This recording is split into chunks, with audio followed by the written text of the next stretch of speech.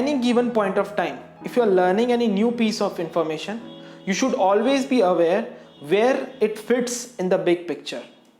Hey guys, welcome back to my channel and to the episode number 5 of the Effective Learning course. If you are new here, my name is Nandish, and in this video we are going to talk about scoping of the subject.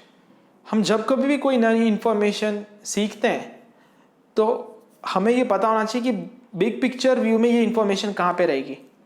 अक्सर कैसा होता है कि हम information को समझने के लिए उतना डिटेल में चले जाते हैं कि हमें ये पता नहीं चलता. वो इन्फॉर्मेशन तो पता चल गई कि क्या है, लेकिन वो बिग पिक्चर में कहाँ पे फिट हो रही है वो हम भूल जाते हैं. इसको इंग्लिश में कहते हैं missing out forest from trees. Trees को पकड़ा पर फॉरेस्ट को भूल गए. अगर आप हमारे कन्वेंशनल टेक्स्ट बुक्स देखो ना, तो वो भी कुछ इस तरह से डिज़ाइन किए हुए हैं कि जो लीनियर वे में हमको इन्फॉर्मेशन बताते हैं. तो कैसा होता है कि हम टॉपिक के अंदर सब टॉपिक पढ़ रहे हैं और फिर एक पॉइंट ऐसा आता है जहाँ पे हम भूल जाते हैं कि ये कहाँ पर थे हम लोग. तो ऐसे केस में ये स्कोपिंग ऑफ द सब्जेक्ट हमें बहुत हेल्प करता है. So what scoping of subject means is that you literally have to go through the entire chapter or entire subject, और उसके अंदर जो भी जितने भी टॉपिक्स हैं वो सारे टॉपिक्स को आप लिस्ट डाउन करना है. उस टॉपिक के अंदर कितने सब टॉपिक्स हैं वो सारे आपको लिस्ट डाउन करना है. फिर आप जब कभी भी पढ़ रहे हो तो वो टॉपिक जब भी आप पढ़ रहे हो तो वापस इस लिस्ट में आना है और देखना है कि ये लिस्ट में ये वाला टॉपिक कहाँ पे फिट होता है. This way you will always be aware of the big picture. इसको एक ट्री के एनालॉजी के से समझते हैं कि ट्री के जो मेन ट्री है हमारा, वो हमारा बिग पिक्चर व्यू है. ठीक है. फिर उसके अंदर सारे ब्रांचेस हैं, वो सारे हमारे क्या है टॉपिक्स. वो ब्रांचेस के हर एक ब्रांच के अंदर क्या है लीव्स. वो लीव्स क्या है हमारे सब टॉपिक्स.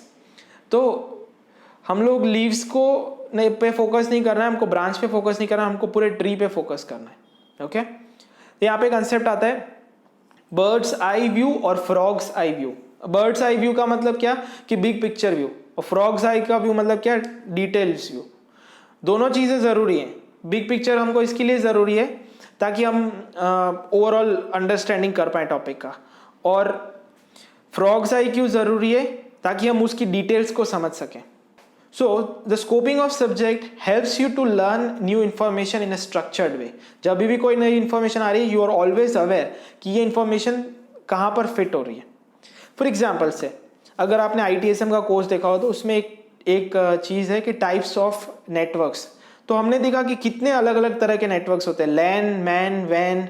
फिर हमने देखा client server, peer to peer, multi tier. फिर हमने देखा कि private network, public network, virtual private network. तो हम लोग को लग रहा है ये 9 डिफरेंट टाइप के नेटवर्क्स हैं. तो हम लोग हर एक नेटवर्क पता चल गया, लैन क्या है, मैन क्या है, वैन क्या है, हर एक चीज़ पता चल गई, लेकिन बिग पिक्चर व्यू नहीं पता. तो जब स्कोपिंग कर रहे थे उसमें हमने देखा कि अच्छा कैटेगराइजेशन है ये, और कैटेगराइजेशन कैसा है तो अलग अलग पैरामीटर्स या एस्पेक्ट्स के बेसिस पे. फॉर एग्जाम्पल से कि एरिया कवर कितना कर रहा है उसके बेसिस पे एक क्लासिफिकेशन है, तो उसमें लैन, मैन, वैन आता है. फिर उसका ओनरशिप क्या है उसके बेसिस पे क्लासिफिकेशन है, तो public network, private network, virtual private network आता है. फिर इसकी फंक्शनैलिटी कैसी है उसके बेसिस पे क्लासिफिकेशन आता है, तो client server, multi tier, peer to peer और मल्टी टीयर आर्किटेक्चर. तो अच्छा हमको अब पता चला कि जो मैं मल्टी टीयर पढ़ रहा हूँ तो ये बिग पिक्चर में कहाँ पे आ रहा है. अच्छा इस पोजिशन पे आ रहा है फंक्शनैलिटी के अंदर. ओके. तो मैं इसको फिर पढ़ूंगा. तो it gives you better understanding. So the key takeaway from this video is you should not miss out the forest from the trees. Whenever you are learning new piece of information, you should always be aware where does this information fits into the big picture view. तो दोस्तों आज का आपका homework इस week के लिए ये है कि आप जो भी टॉपिक पढ़ रहे हैं या जो भी चैप्टर पढ़ रहे हैं या जो भी सब्जेक्ट पढ़ रहे हैं उसको आपको पूरा स्कोप करना है. मतलब अब सारे टॉपिक, सब टॉपिक्स और उसके अंदर क्या क्या हेडिंग्स हैं वो सारे एक बार नोट डाउन कर लो. ठीक है.